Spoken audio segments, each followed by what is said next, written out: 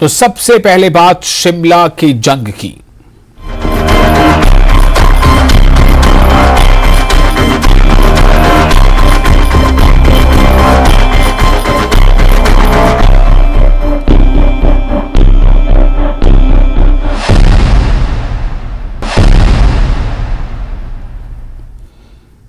शिमला में नगर निगम चुनाव प्रचार का पारा चढ़ चुका है। अब बीजेपी और कांग्रेस दोनों के महारथी चुनाव प्रचार में उतर चुके हैं। आज एक तरफ कांग्रेस से सीएम सुक्खू सबसे बड़े चेहरे के तौर पर चुनाव प्रचार में उतरे, तो दूसरी तरफ बीजेपी की तरफ से केंद्रीय मंत्री अनुराग ठाकुर ने रोड शो के साथ प्रचार का आगाज किया और फिर कई नुक्कड़ सभाएं भी की। अनुराग ठाकुर के अलावा पूर्व सीएम जयराम ठाकुर और पूर्व मंत्री बिक्रम ठाकुर भी प्रचार करते दिखे। वहीं कांग्रेस अध्यक्ष प्रतिभा सिंह भी आज दूसरी बार चुनाव प्रचार में उतरी। उनके साथ पूर्व मंत्री आशा कुमारी ने भी कांग्रेस उम्मीदवारों के लिए वोट मांगे। बीजेपी और कांग्रेस दोनों दलों के दिग्गज जनता को अपने वादे सच्चे और दूसरे के वादे खोखले बताते हुए वोट मांगते नजर आए।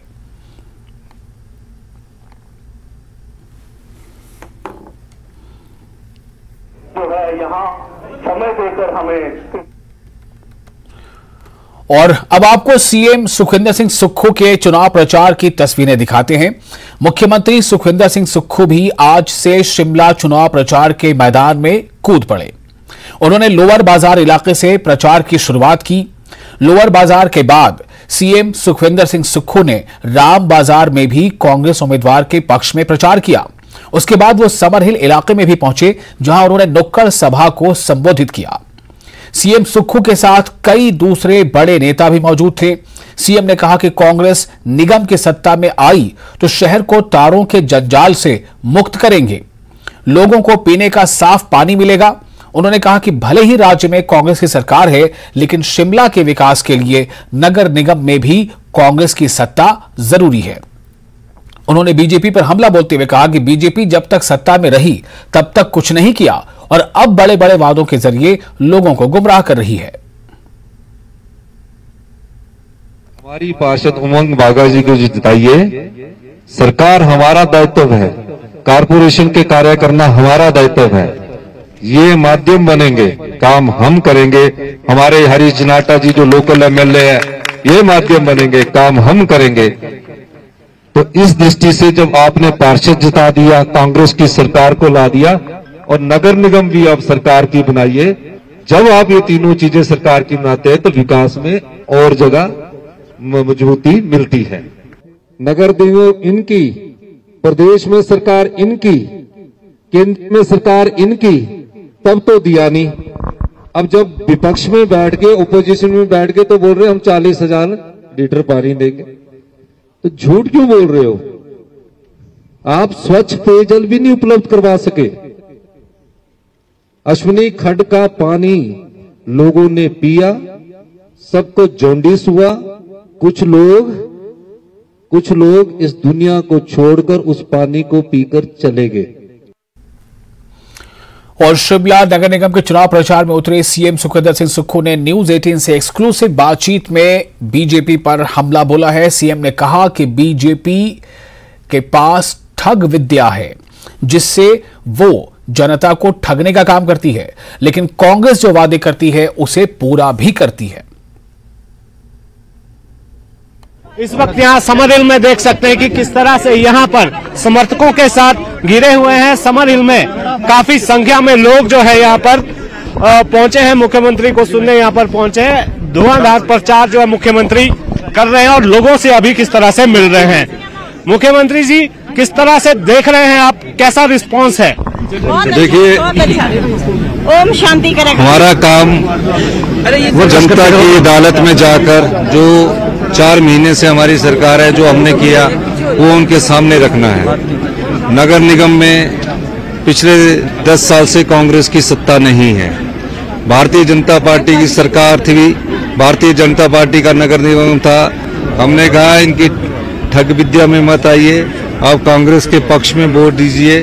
निश्चित तौर पर हिमाचल प्रदेश में कांग्रेस की सरकार है और नगर निगम में अगर कांग्रेस की सरकार बनती है तो नगर निगम और प्रदेश का शिमला जिले का विकास करना हमारा दायित्व है, कर्तव्य है। अनुराग ठाकुर भी एक ही बात बोल रहे हैं, जयराम ठाकुर भी यही कह रहे हैं कि गारंटी नहीं दे रहे आप इन चुनावों में, और आपकी गारंटियों पर सवाल उठा रहे हैं। जब मुख्यमंत्री जी कुछ बात को बोलते वो गारंटी ही हो जाती है। गारंटियां हमने जो दी थी विधानसभा चुनाव के बाद, वो हमने 3 गारंटियों को हमने पूरा कर दिया है। और नगर निगम में हमारी जब नगर निगम बनेगी तो हमारे जो लोकल विधायक है, जो उन्होंने वादे किया, हमारा घोषणा पत्र है, वो गारंटी ही है। उस घोषणा पत्र के अनुसार हम कार्य करें। कितनी सीटें आप जो है मानकर चल रहे हैं कि 34 वार्डों में से आप जीतेंगे? आपको तो खुद अनुभव है यहाँ शिमला में। देखिए, ये तो मैं भविष्यवक्ता तो हूँ नहीं और ये घोषणा भी नहीं करनी चाहिए, पर आपके मन में जितनी सीटों की उम्मीद है, आप पत्रकार है, उससे ज्यादा आएंगे। जिस तरह से मुख्यमंत्री ये कह रहे हैं कि भाजपा ने जो है आज तक ठगने का काम किया है, और यही बातें भाजपा के जितने बड़े नेता प्रचार में जुटे हैं वो यहाँ पर कह रहे हैं। मुख्यमंत्री दावा तो यही कर रहे हैं कि उन्हें अच्छा रिस्पांस यहाँ पर मिल रहा है। ये तो अब 4 मई के दिन पता चलेगा कि किसके दावों में कितना दम है। शिमला से कैमरा सहयोगी दीपक राणा के साथ रणबीर सिंह, न्यूज़ 18। और वहीं कांग्रेस की प्रदेश अध्यक्ष प्रतिभा सिंह भी चुनाव प्रचार में कूद पड़ी हैं। उनके साथ पूर्व मंत्री आशा कुमारी भी चुनाव प्रचार कर रही हैं। दोनों ने बराड़ी इलाके में कांग्रेस उम्मीदवार के लिए प्रचार किया। प्रतिभा सिंह ने कहा कि जनता को कांग्रेस पर भरोसा है, जीत कांग्रेस की होगी और हम जनता से किए हर वादे पूरे करेंगे।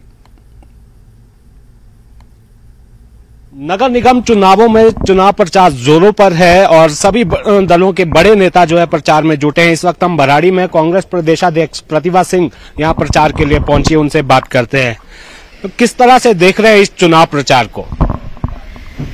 बहुत महत्वपूर्ण है हमारे लिए नगर निगम का चुनाव। जैसा हमने पिछली मर्तबा विधानसभा के चुनाव में भी बहुत मशक्कत की, बहुत मेहनत करी और अंततः सरकार को बना के दिया, उसी तरह से हमारे सारे सीनियर लीडर्स आए हैं। आज मुख्यमंत्री भी इस क्षेत्र में पहुंचे हैं, वो भी डोर टू डोर जाकर सभी जो कैंडिडेट्स के लिए काम कर रहे हैं। तो हमें पूर्ण विश्वास है कि लोग हमारी आवाज को सुनेंगे और इस चुनाव को जिताकर कांग्रेस के पक्ष में देंगे। अनुराग ठाकुर और पूर्व मुख्यमंत्री जयराम ठाकुर लगातार आप पर हमलावर हैं, कह रहे हैं कि गारंटियां तो पूरी नहीं की, अब जो है आप जो गारंटियों से मुकर रहे हैं, किया नहीं इस बार जो है वायदा कोई नहीं किया नगर निगम में। देखिए, गारंटियों से कौन मुकर रहा है? हमने गारंटियों का चरणबद्ध तरीके से शुरुआत की है, ओपीएस लागू किया है, महिलाओं के लिए जो आर्थिक मदद करनी थी उसमें हमारी पहल हुई है और धीरे धीरे हम 5 सालों के अंदर अंदर सारी गारंटियों को पूरा करके लोगों को समर्पित। इस तरह से भाजपा पर किया जा रहा है, भाजपा की तरफ से भी इसी तरह के हमले किए जा रहे हैं। शिमला से कैमरा सहयोगी दीपक राणा के साथ रणबीर सिंह, न्यूज़ 18 हिमाचल। और वहीं बीजेपी की तरफ से केंद्रीय मंत्री अनुराग ठाकुर भी आज से शिमला चुनाव प्रचार में उतर चुके हैं। अनुराग ठाकुर टूटू वार्ड से अपने प्रचार का आगाज उन्होंने किया है। उन्होंने यहां रोड शो और नुक्कड़ सभाओं को संबोधित किया। रोड शो में भारी संख्या में बीजेपी कार्यकर्ता शामिल हुए। उनके साथ पूर्व मंत्री सुरेश भारद्वाज और पूर्व प्रदेश अध्यक्ष सुरेश कश्यप भी मौजूद रहे। अनुराग ठाकुर आज देर तक कुछ और जगहों पर नुक्कड़ सभा करते नजर आए। अनुराग ठाकुर का दावा है कि बीजेपी ने शिमला का कायाकल्प किया है, शिमला वालों की हर मांग को पूरा किया है और शहर का समुचित विकास किया है, जिसकी वजह से शिमला की जनता फिर से बीजेपी को ही चुनेगी। कांग्रेस पर हमला बोलते हुए अनुराग ठाकुर ने कहा कि 5 महीने में कांग्रेस की गारंटियां फेल हो चुकी हैं, जिसे जनता वोट की चोट से सबक सिखाएगी। भारतीय जनता पार्टी की सरकार के समय जो स्मार्ट सिटी का काम हुआ है, आप देखिए शिमला में पिछले 5 वर्षों में बदलाव देखने को मिला। सड़कों का चौड़ीकरण हुआ, सुरंग बनाने का काम भी हुआ, पानी की समस्या से मुक्ति दिलाने के लिए 1800 करोड़ रुपए का प्रावधान उसमें किया गया, 6500 करोड़ रुपए शिमला और धर्मशाला की स्मार्ट सिटी के लिए लाया गया। यही नहीं, यहां पर बाकी सुविधाएं स्वास्थ्य से लेकर, सड़कों से लेकर, पानी से लेकर हर जो मांग यहां के लोगों की थी वो पूरा करने का काम भारतीय जनता पार्टी की सरकार ने किया था। अब कांग्रेस इस चुनाव में गारंटी देने भी आगे नहीं आ रही, मुकर रही है, भाग रही है, क्योंकि पता गारंटी बोलेंगे तो लोग पूछेंगे भाई 5 महीने पहले कहा था उसका क्या हुआ। तो अब नई बात लाए, वादे लेकिन इरादे नेक नहीं है। और जब इरादे नेक नहीं और गारंटियां फेल हो चुकी हैं तो जनता वोट की चोट देगी कांग्रेस को और कहेगी कि मुकरो मत अपनी गारंटियों से और शिमला का चुनाव इनको चोट देकर रहेगा। अनुराग ठाकुर ने शिमला में प्रेस कॉन्फ्रेंस करते हुए भी कांग्रेस से बड़ा हमला बोला। अनुराग ठाकुर ने कहा कि कांग्रेस के दावे हवाई होते हैं, जबकि मोदी सरकार ने हिमाचल के लिए बहुत कुछ किया है और अभी केंद्र की जो पर्वतमाला योजना है उसका सबसे ज्यादा फायदा हिमाचल और शिमला को होगा। मोदी जी ने ना हिमाचल प्रदेश के लिए कोई कमी रखी और जो उन्होंने दिया, जयराम जी की सरकार के समय शानदार काम यहां पर हुआ। सुरेश भारद्वाज जी उस समय स्वयं मंत्री थे, यहाँ के विधायक थे। मैं उनको तब भी कहता था, भारद्वाज जब कुछ रह गया है, ये पैदल चलने के रास्ते नहीं होते थे। जब किसी वार्ड में जाइए, पैदल चलने के रास्तों से लेकर सौंदर्यकरण तक सब कुछ देखने को मिलता है। हमने और भी घोषणाएं की है, जो हमने पहले 2000 कारों की पार्किंग बनाई आईजीएमसी के पास, फिर 700 की और बनाने, और भी जहां जहां आवश्यकता होगी हम पार्किंग तो बनाएंगे ही। हम पर्वतमाला प्रोजेक्ट जो है हमारा, जहां पे हम रोपवे से कनेक्ट कर रहे हैं, शिमला एक आइडियल जगह है जिसको रोपवे के साथ जोड़ना चाहिए। दुनिया भर के व्यस्तम शहरों में रोपवे चलते हैं, ब्राजील से लेकर कई जगह तक, और कई जगह स्काई ट्रेन चलती है। तो अगर केंद्र की सरकार का सबसे बड़ा लाभ किसी राज्य को मिल सकता है तो मेरे हिमाचल प्रदेश को मिल सकता है। और हमने अपने दृष्टि पत्र में भी कहा है, और हमने 1556 करोड़ रुपए का सैंक्शन न्यू डेवलपमेंट बैंक के माध्यम से वो भी हुआ है, और उसका सबसे बड़ा लाभ हमारे शिमला को मिलेगा और इसके यातायात में भी सुधार होगा। शिमला नगर निगम चुनाव को लेकर आज डिप्टी सीएम मुकेश अग्निहोत्री ने कई नए और बड़े वादे किए हैं। डिप्टी सीएम ने प्रतिभा सिंह, कौल सिंह ठाकुर और आशा कुमारी के साथ प्रेस कॉन्फ्रेंस कर दावा किया कि कांग्रेस शिमला चुनाव में 3/4 वोटों से जीत हासिल करेगी। डिप्टी सीएम ने कहा कि शिमला में दुनिया का दूसरा बड़ा रोपवे बनेगा, जिसके लिए अक्टूबर में टेंडर का काम भी शुरू हो जाएगा। उन्होंने दावा किया कि शिमला में दिवाली तक 50 इलेक्ट्रिक बसें चलने लगेंगी, 2025 तक लोगों को 24 घंटे पानी की सप्लाई होने लगेगी और 2027 तक हर वो गारंटी पूरी कर दी जाएगी जो कांग्रेस ने विधानसभा चुनाव में की थी।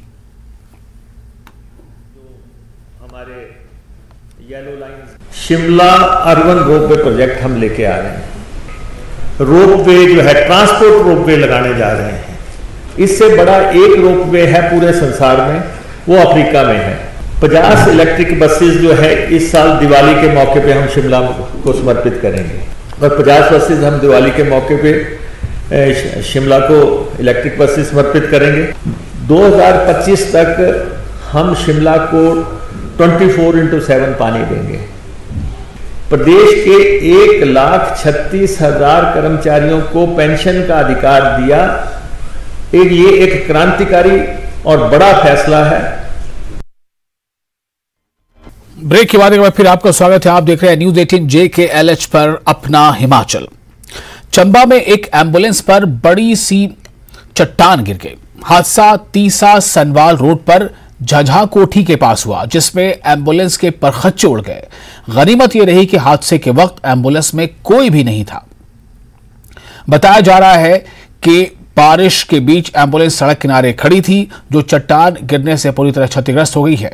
ये तस्वीरें आप इस वक्त देख रहे हैं, ये किस तरह से चट्टान जो है वो एम्बुलेंस पर गिरा है, और इसके गिरने से ही एम्बुलेंस की जो हालत है वो भी आप देख सकते हैं। लेकिन सबसे बड़ी बात ये रही कि जिस वक्त ये चट्टान एम्बुलेंस पर गिरा, उस वक्त एम्बुलेंस के अंदर कोई भी शख्स मौजूद नहीं था। कोठी PHC के साथ में जो एम्बुलेंस खड़ी थी, सारी रात लगातार जो बारिश हो रही थी उसकी वजह से भारी चट्टान गिरकर एम्बुलेंस पे आ गिरी है, और जिससे एम्बुलेंस की काफी खस्ता हालत हो गई है। और शिमला के IGMC अस्पताल में आग से अफरा तफरी मच गई। आग अस्पताल की नई बिल्डिंग में लगी। बताया जा रहा है कि नई बिल्डिंग की कैंटीन में सिलेंडर ब्लास्ट की वजह से आग लगी। अस्पताल से धुएं का गुबार उठता देख बड़े नुकसान की आशंका जताई जाने लगी, मगर फायर ब्रिगेड की टीम मौके पर पहुंची और कुछ ही देर में आग पर काबू पा लिया गया। वहीं स्वास्थ्य एवं परिवार कल्याण मंत्री कर्नल धनीराम शांडिल ने घटना का जायजा लिया और मामले में किसी भी प्रकार की कोताही के संबंध में अस्पताल प्रबंधन को जांच के आदेश दिए हैं। बता दें कि बीजेपी ने की थी जांच की मांग, और अब ये खबर है कि जांच के आदेश दे दिए गए हैं। बीजेपी ने आईजीएमसी अस्पताल में लगी आग की जांच की मांग की और नेता प्रतिपक्ष जयराम ठाकुर और बीजेपी के प्रदेश अध्यक्ष राजीव बिंदल अस्पताल पहुंचे और आगजनी से हुए नुकसान को देखा। आग से काफी कुछ जलकर राख हो गया है। जयराम ठाकुर ने कहा कि सरकार को मामले की जांच के लिए एक कमेटी बनानी चाहिए क्योंकि हादसा बड़ा हो सकता था।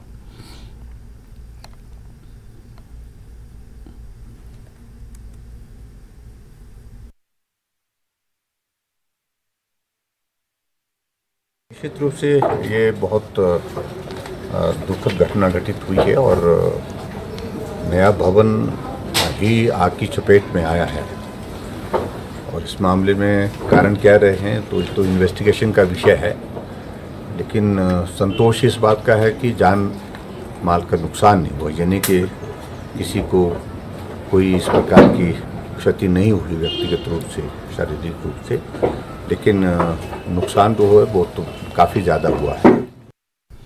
और आग के बाद अब आइए बात करते हैं पानी की। जी हां, पानी ने परेशानी बढ़ा दी है। कैसे, ये आपको बताते हैं। कुछ घंटों की बारिश से प्रदेश में कई जगहों पर पूरे सिस्टम की पोल खुल गई है। कई सड़कें तालाब बन चुकी हैं तो कहीं गलियों ने नाले का पानी गलियों में बह रहा है। हम आपको ये 3 तस्वीरें दिखा रहे हैं। ये तस्वीरें हैं चंबा, मंडी और बद्दी की। इन तस्वीरों में आप देख सकते हैं कि कैसे सड़क पर नाले का पानी बह रहा है, जिससे लोगों का आना जाना दुश्वार हो गया है। और अब आइए तफसील से बात करते हैं, बताते हैं आपको कि मंडी में कैसा कुछ रहा और मंडी में क्या कुछ हुआ। मंडी में बारिश के बाद व्यवस्था की पोल खुल गई। जगह जगह सड़कों पर बारिश का पानी जमा हो गया। नाले का पानी सड़कों पर बहने लगा और सौली खड्ड इलाके में एनएच पर करीब 100 मीटर लंबा और 2 फीट गहरा तालाब बन गया, जिससे सड़क से वाहनों का गुजरना जाहिर है मुश्किल हो गया। सड़क पर पानी की वजह से तिब्बती मार्केट में भी लोगों का आना जाना मुहाल हो गया। अब हम आए तब से ये नाली ब्लॉक पड़ी है। यहाँ स्थानीय दुकानदारों की मांग ये है कि इस नाली को, ये जो ब्लॉकेज पड़ी है, इसको खोलने की कृपा करें और ये सबकी बुलाई है और आम जनता की बुलाई है इस पर। और ये जो नाली बनी है पडल की, जो पडल ग्राउंड की नालियाँ बनी हैं और बस स्टैंड की नालियाँ जो बनी है और ढाबे डूबे का जो पानी आता है और पडल ग्राउंड का पानी आता है, वो सारा यहाँ पे निकलता है। और ये कम से कम 8 साल से बंद पड़ी है और हमने पहले भी मीडिया पे दी थी और नगर परिषद को भी बोला था। अब तो नगर निगम बना है और नगर निगम को भी हमने काफ़ी बार बोला कि इसको खोलने की कुछ प्रावधान किया जाए। और वहीं बारिश के बाद नालागढ़ के बद्दी में, यानी जो आपको हमने 3 तस्वीरें दिखाई थी उसकी अब हम दूसरी तस्वीर बद्दी का जिक्र कर रहे हैं। बद्दी में भी लोगों का जीना दुश्वार हो गया। यहां सीवर पाइपलाइन में लीकेज से नाले का पानी सड़क पर बहने लगा। ये तस्वीरें बद्दी के यूनिकेम चौक इलाके की हैं, जहां बारिश के बाद नाले का पानी सड़क पर बहने से लोगों का आना जाना काफी मुश्किल हो गया। सड़क तालाब में तब्दील हो गई। होंगे कम से कम ज़्यादा ही होंगे 10 महीने से। बाकी जो पानी छोड़ते उनको भी बोलना चाहिए कि बंद किया जाए पानी वगैरह यहाँ पे जो आ रहा है। अब सारा जितना भी गंद है, कचरा सारा हमारे दुकानों में आता है। अब इतने समय से चल रहा है ये सब, तो हम तो कृपया करके हमारी विनती है कि इसको ठीक कराया जाए और जल्द से जल्द एक्शन लिया जाए। अरे 1 महीने से हुआ गटर लाइन भरा गया, कोई साफ करा नहीं आता नहीं है।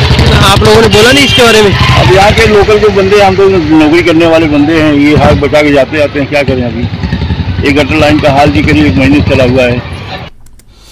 और बारिश से चंबा का हाल क्या था आपको हमने तस्वीरों में दिखाया है। 3 तस्वीरों के अब हम उसको अलग से दिखा रहे हैं कि चंबा में किस तरह से लोग बेहाल हो गए।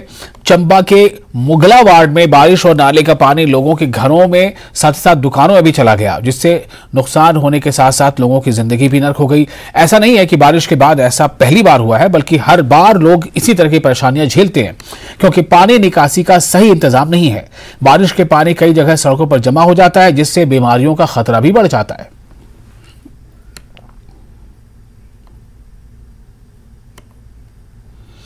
तो पानी ने किस तरह से तबाही लाई, अब आपको बताते हैं कि बदला हुआ मौसम वो कितना कुछ चेंज ला रहा है। मौसम के बदले मिजाज से हिमाचल के पहाड़ों पर फिर से बर्फबारी शुरू हो चुकी है। ये जो 3 तस्वीरें आप देख रहे हैं, इसमें मनाली, लाहौल स्पीति और किन्नौर की ये तस्वीरें हैं, जहां बर्फबारी का दौर फिर से शुरू हो चुका है, जिससे तीनों जगहों पर पारा फिर से नीचे चला गया है। अप्रैल महीने में सैलानियों के लिए ये बर्फबारी सौगात की तरह है, मगर बर्फबारी से कई तरह की परेशानियां भी खड़ी हो गई हैं। तो सबसे पहले आइए बात करते हैं किन्नौर की।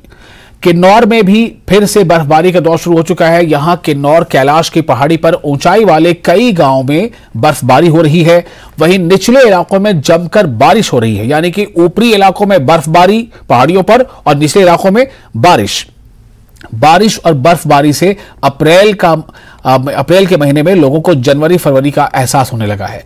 चढ़ते तापमान के बीच बर्फबारी से पारा नीचे लुढ़क रहा है। बागवानों के इस बर्फबारी से फसलों के नुकसान की आशंका सताने लगी है। जो बागवान है उन्हें लग रहा है कि ये जो बर्फबारी हो रही है, इससे जो फसल है वो तबाह हो जाएंगे। और वही मौसम के बदले मिजाज का असर मनाली पर भी पड़ा है। मनाली में भी बर्फबारी शुरू हो गई। अटल टनल, रोहतांग और आसपास के इलाकों में जमकर बर्फबारी हो रही है। बर्फबारी के चलते सोलंग नाले से आगे वाहनों की आवाजाही पर रोक लगा दी गई है।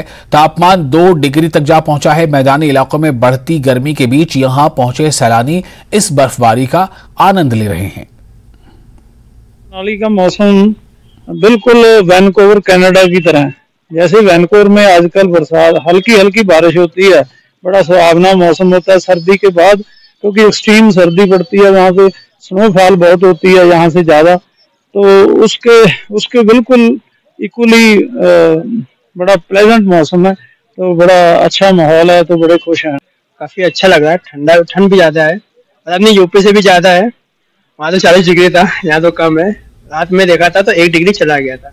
कल अटल टनल पे गए थे, वहाँ रेन हो रहा था, बारिश हो रही थी, वहाँ भी काफी ठंडा था। और कल बर्फ भी मिली थी शीशों में और काफी मस्ती कर। और अब तीसरी तस्वीर लाहौल के बारे में भी आपको हम विशेष तौर पर तफसील दे दें। लाहौल घाटी की तस्वीरें देखिए, यहां भी ऊंचाई वाले इलाकों पर जमकर बर्फबारी हो रही है, वहीं निचले इलाकों में लगातार बारिश हो रही है। बारिश और बर्फबारी के चलते एक बार फिर कई सड़कों को बंद कर दिया गया। सैलानियों को सिर्फ सुबह 9 बजे से शाम 4 बजे तक ही दारचा तक जाने की अनुमति है। मौसम विभाग के मुताबिक अगले 2 दिनों तक यहां मौसम ऐसा ही बना रहेगा। यहाँ के हमारे जो भी कृषि करने वाले लोग हैं वो बहुत ही खुश हैं, क्योंकि इस साल सर्दियों में बर्फ़ कम पड़ने से लोग बहुत परेशान थे, सिंचाई की पानी की कमी होने के कारण, परंतु ऊपर वाले ने यहाँ के लोगों के लिए काफ़ी मेहरबान किया और पीछे 2 फुट के करीब यहाँ पर स्नोफॉल हुआ था। और इसी के साथ अपना हिमाचल में फिलहाल इतना ही, लेकिन न्यूज़ 18 JKLH पर लगातार बड़ी और अहम खबरों का सिलसिला जारी है।